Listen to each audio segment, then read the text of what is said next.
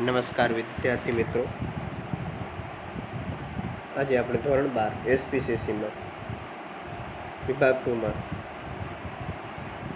પાઠ number 2માં share ફેરબદલી અને કાયદાકીય હસ્તાંતરણ વચ્ચેનો તફાવત વિશે સમજૂતી. શેરની ફેરબદલી અને કાયદાકીય હસ્તાંતરણ વચ્ચેનો તફાવત, ડિફરન્સ શું છે તેના વિશે સમજીશું. તો એક, અર્થ સ્વૈચ્છિક ફેરબદલી અને ફરજિયાત અને કાયદાકીય ફેરબદલી. એમાં સ્વૈચ્છિક ફેરબદલીમાં પહેલું શું કહેવા માંગે છે તો કે શેરધારક પોતાના શેરની માલિકી હક કંપની ધારા અને નિયમનપત્રની જોગવાઈ અનુસાર સ્વૈચ્છિક રીતે બીજાની તરફેણમાં આપે તેને શેર ફેરબદલી કહેવાય છે. શેર ફેરબદલી કોને કહેવામાં આવે છે તો કે શેરધારક પોતાના શેરની માલિકીની હક કંપની ધારા અને નિયમનપત્રની જોગવાઈ અનુસાર સ્વૈચ્છિક રીતે બીજાની તરફેણમાં આપે સ્વૈચ્છિક તેને શેર ફેરબદલી કહેવાય. ફરજિયાત અને કાયદાકીય શેરબદલી શેરધારકના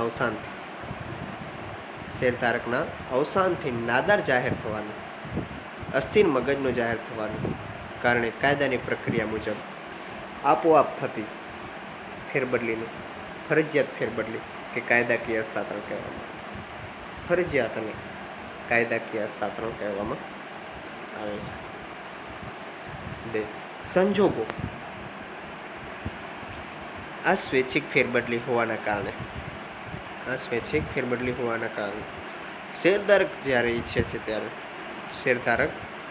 ઈચ્છે ત્યારે ગમે તે સમયે કંપની ધારાની જોગવાઈ અનુસાર ફેરબદલી કરી શકે છે. ગમે ત્યારે ઈચ્છે ત્યારે કંપની ધારા જોગવાઈ અનુસાર ફેરબદલી કરી શકે છે. શેરધારકનું અવસાન થાય અદાલત દ્વારા નાદાર જાહેર કરવામાં આવે. શેરધારકનું અવસાન થાય જ્યારે અદાલત દ્વારા નાદાર જાહેર કરવામાં આવે, અદાલત દ્વારા અસ્થિર મગજનો જાહેર કરવામાં આવે, એકલ વ્યક્તિ કંપનીમાં જે તે વ્યક્તિનું અવસાન થતાં આવી ફેરબદલી થાય ત્યારે ફરજિયાત કાયદાકીય શેર ફેરબદલી કહેવામાં આવે છે. 3. સહમતિ. સ્વૈચ્છિક ફેરબદલીમાં બંને પક્ષકારોની સહમતિ જરૂરી છે. બંને પક્ષકારો હોય છે તેની સહમતિ ખૂબ જ જરૂરી બની રહે છે. ફરજિયાત ફેરબદલીમાં આવી સહમતિ જરૂર નથી. પડતી નથી. 4. અવેજ. શેર ફેરબદલી બે વ્યક્તિ વચ્ચેના કરારના કારણે ઉદ્ભવે છે. બે વ્યક્તિઓના કરારના કારણે તે ઉદ્ભવતી છે. તેથી અવેજ જરૂર નથી. માટે તે અવેજ જરૂર પડતી નથી. ફરજિયાત ફેરબદલીમાં શેરધારક માલિકી હક ગુમાવે છે. અને કાયદાકીય રીતે જે સરકાર આ કાયદેસરનો પ્રતિનિધિ હોય છે તે માલિક હક આ વેચાણ નથી માટે આ અવેજ હોતા નથી.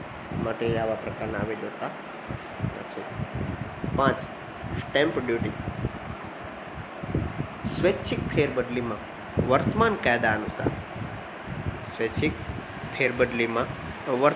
કાયદા અનુસાર ફેરબદલી ફોર્મમાં નિશ્ચિત રકમના સ્ટેમ્પ જરૂરી છે. નિશ્ચિત રકમના સ્ટેમ્પ ખૂબ જ જરૂરી છે. જો જરૂરી રકમના સ્ટેમ્પ લગાવેલ ન હોય તો શેર ફેરબદલી માન્ય ગણાય નહીં. જો તે શેર ફેરબદલી માન્ય ગણાય, સ્ટેમ્પ લગાવેલા ન હોય તો તે શેર ફેરબદલી માન્ય ગણાશે નહીં. કાયદાકીય હસ્તાંતરણમાં અવેજ હોતા નથી. કાયદાકીય હસ્તાંતરણ છે તેમાં અવેજ હોતા નથી. માટે સ્ટેમ્પ ડ્યુટીની જરૂર હોતી નથી. 6. સભ્યપદ. આ પ્રકારની ફેરબદલીમાં સંચાલક મંડળ ફેરબદલીની મંજૂરી આપે પછી મંજૂરી આપ્યા પછી તેની નોંધ સભ્યપત્રકમાં થાય, ત્યારબાદ સભ્યપદ પ્રાપ્ત થાય છે. ત્યારબાદ તે સભ્યપદ પ્રાપ્ત થતો હોય છે. ફરજિયાત ફેરબદલીમાં કાયદેસરનો પ્રતિનિધિ હોય તો તેના સભ્યપદ અંગેનો નિર્ણય પછી ડિવિડન્ડ મેળવી શકે નહીં. ફરજિયાત ફેરબદલીમાં કાયદેસરના પ્રતિનિધિ હોય તો તેના સભ્યપદ અંગેનો નિર્ણય પછી ડિવિડન્ડ મેળવી શકે નહીં. 7. વિધિ. કંપની નિયમન પત્રમાં જણાવેલ જોગવાઈનું પાલન કરીને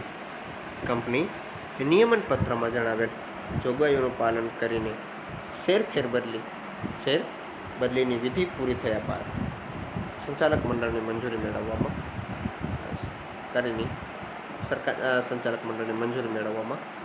આવે છે. કાયદેસરનો પ્રતિનિધિ પોતાના હક પુરાવા અંગે જરૂરી દસ્તાવેજો અદાલત દ્વારા મેળવીને કંપનીને મોકલાવે છે. કાયદેસરનો પ્રતિનિધિ હોય છે, પોતાના હકના પુરાવા અંગે જરૂરી દસ્તાવેજો અદાલત દ્વારા મેળવીને કંપનીને મોકલાવે છે. 8. ઇનકાર. કંપનીના હિતમાં જરૂરી જણાય તો સંચાલક મંડળ ફેરબદલીનો ઇનકાર કરી શકે છે. કંપનીના હિતમાં જરૂર જણાય તો સંચાલક મંડળ ફેરબદલીનો ઇનકાર કરી શકે. સામાન્ય રીતે કંપનીના સંચાલકો કાયદાકીય હસ્તાંતરણનો ઇનકાર કરી શકે નહીં. સામાન્ય રીતે કંપનીના સંચાલકો કાયદાકીય હસ્તાંતરણનો ઇનકાર કરી શકે નહીં. કાયદાકીય હસ્તાંતરણ હોય છે તેનો ઇનકાર કરી શકે. 9. જવાબદારી. સ્વૈચ્છિક શેર ફેરબદલી પ્રક્રિયા પૂર્ણ થયા બાદ મૂળ શેરધારકની કોઈ જવાબદારી રહેતી નથી.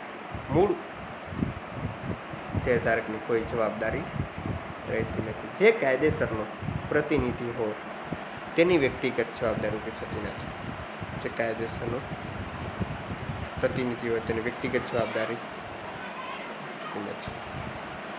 પણ તે જે મિલકતને પ્રતિનિધિ હોય તે મિલકતમાંથી જવાબદાર ઊભી થાય તે સ્વીકારવી પડે છે.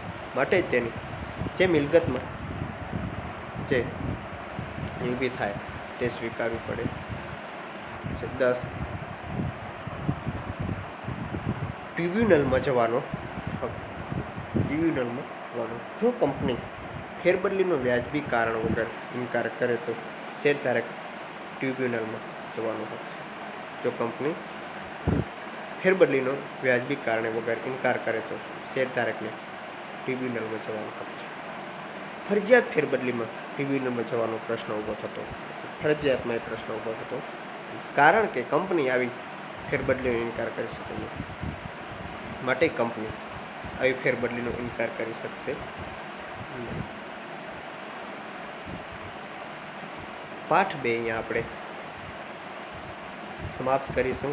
એમાં એક નજર આપણે ફેરવી લઈએ કે આપણે પાઠ 2માં શું ભણ્યા. તો કે પાઠ નંબર 2 શેર ફેરબદલી અને શેરનું કાયદાકીય હસ્તાંતરણ. એમાં પહેલી પ્રસ્તાવના ભણી કે વ્યક્તિગત પેઢીની મર્યાદાના કારણે ભાગીદાર પેઢી સમાપ્ત. પછી શેર ફેરબદલીનો અર્થ વિશે આપણે ભણ્યા. વ્યાખ્યા. કંપનીની સહમતિની અપેક્ષા શેરધારકને મર્યાદિત રીતે પોતાના શેરની માલિકીનો હક અન્ય વ્યક્તિના તરફેમાં જતો કરે તેને માલિકી હકના ફેરબદલી થાય તેને શેરની ફેરબદલી કહે છે. પછી શેર ફેરબદલીનું મહત્ત્વ. બીજા નંબરમાં આપણે ભણ્યા શેર ફેરબદલીનું મહત્ત્વ વિશે આપણે ભણ્યા. પછી આપણે જોયું આગળ જતાં તો શેર ફેરબદલી અંગેની જોગવાઈઓ વિશે માહિતી મેળવી. એમાં 1 મૃત સ્વરૂપના શેર અને 2 અમૃત સ્વરૂપના શેર વિશે માહિતી મેળવી. 1 મૃત સ્વરૂપના શેર કે વાસ્તવિક સ્વરૂપના શેર, એના 2 અંગ્રેજીમાં એના અને અમૃત સ્વરૂપના શેર એને 2 અંગ્રેજી નામ તરીકે પણ ઓળખવામાં આવે છે. એમાં વેસિકલ શેર જે મૃત સ્વરૂપને ઓળખવામાં આવે છે અને અમૃતને ડિમેટ શેર તરીકે ઓળખવામાં આવે છે. એમાં પણ આપણે ફોર્મ જોયા તો કે 1 શેર ફેરબદલી ફોર્મ, 2 શેર પ્રમાણપત્ર, 3 બાકી હપ્તા, 4 વાંધા અરજી, 5 સંતોષકારક પુરાવા, સંતોષકારક યોગ્ય પુરાવા, 6 લિયન હક, 7 સ્ટેમ્પ ડ્યુટી, 8 નવા શેરધારકોને શેર પ્રમાણપત્ર, જે નવા શેરધારકો હોય છે તેનું શેરનું પ્રમાણપત્ર, 9 ફેરબદલીનો ફેરબદલીનો અસ્વીકાર, 10 નિયમન પત્રની જોગવાઈઓ, નિયમન પત્રની શું જોગવાઈઓ તેના વિશે માહિતી મેળવી, 11 સભ્યપત્રક, 12 ડિવિડન્ડનો હક, 13 એકલ વ્યક્તિ કંપની સંદર્ભ. શેર ફેરબદલીની વિધિ, એમાં મૃત સ્વરૂપના શેર ફેરબદલી અને સ્વરૂપના શેરની ફેરબદલી. એમાં મૃત સ્વરૂપના શેરની ફેરબદલી વિધિ, એમાં સંપૂર્ણ શેરની ફેરબદલીની વિધિ, સંપૂર્ણ ફેરબદલીની વિધિ. એમાં 1 શેર ફેરબદલીનું ફોર્મ નોંધાવવું, શેર ફેરબદલીનું ફોર્મ નોંધાવવું, 2 શેર ફેરબદલી ફોર્મમાં વિગતો કરવી, એમાં 3 શેર ફેરબદલી ફોર્મ અને શેર પ્રમાણપત્ર મોકલવા, શેર ફેરબદલી ફોર્મ અને શેર પ્રમાણપત્ર મોકલવા, 4 ફોર્મ મોકલ્યાની પહોંચ મેળવવી, ફોર્મ મોકલ્યાની પહોંચ મેળવવી, 5 ફેરબદલી શેર ફેરબદલી અંગેની જાણ નોટિસ દ્વારા કરવી, શેર ફેરબદલી અંગેની જાણ નોટિસ દ્વારા કરવી, 6 શેર ફેરબદલી પત્રકમાં નોંધ કરવી, શેર ફેરબદલી પત્રકમાં નોંધ કરવી, 7 જોયું આપણે શેર ફેરબદલી મંજૂરી અંગેનો ઠરાવ કરાવવો, 8 સભ્યપત્રકમાં નોંધ કરવી, 9 શેર પ્રમાણપત્ર નવા શેરધારકોને મોકલવા. આંશિક ફેરબદલી અમૃત શેરનો ફેરબદલી વિશે આપણે જોયું. ઇન્સ્ટ્રક્શન સ્લીપનો નમૂનો આપણે જોયો.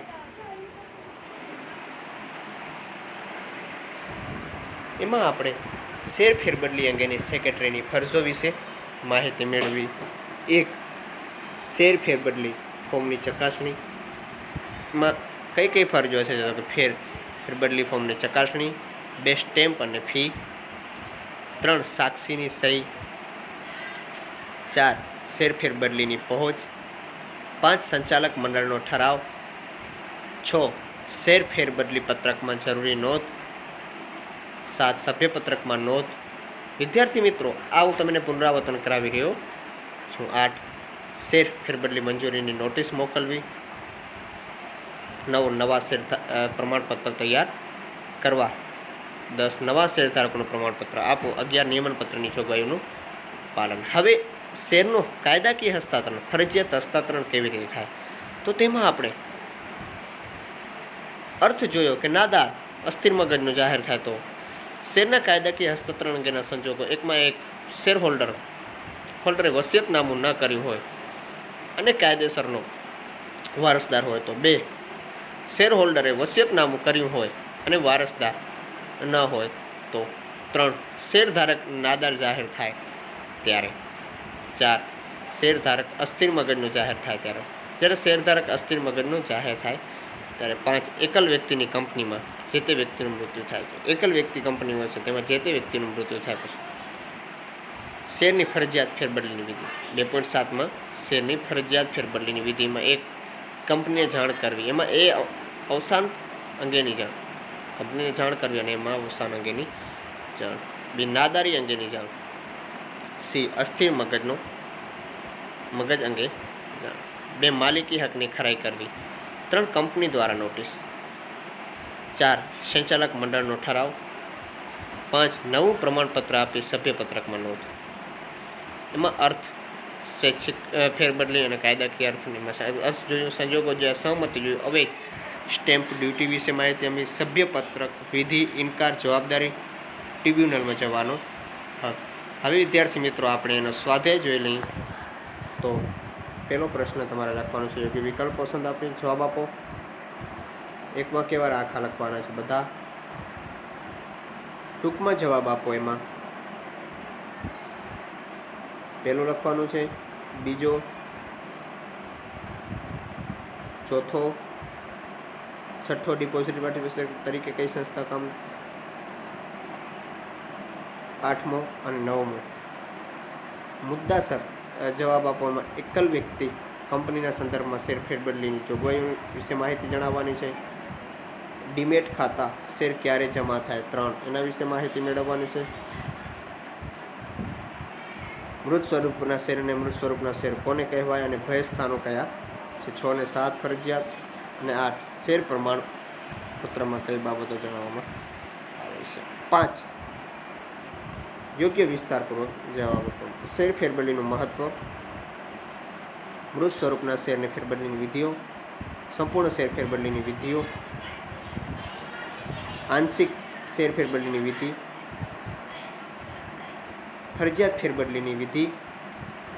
10 સ્વૈચ્છિક ફેરબદલી અને ફરજિયાત ફેરબદલી વચ્ચેનો તફાવત. 6 શેર ફેરબદલી અંગે કંપની સેક્રેટરીની ફરજો. અને 7મો શેરના કાયદાકીય હસ્તાંતરણ સંદર્ભો જણાવો. આ વિદ્યાર્થી મિત્રો તમારે લખવાના છે. Thank you.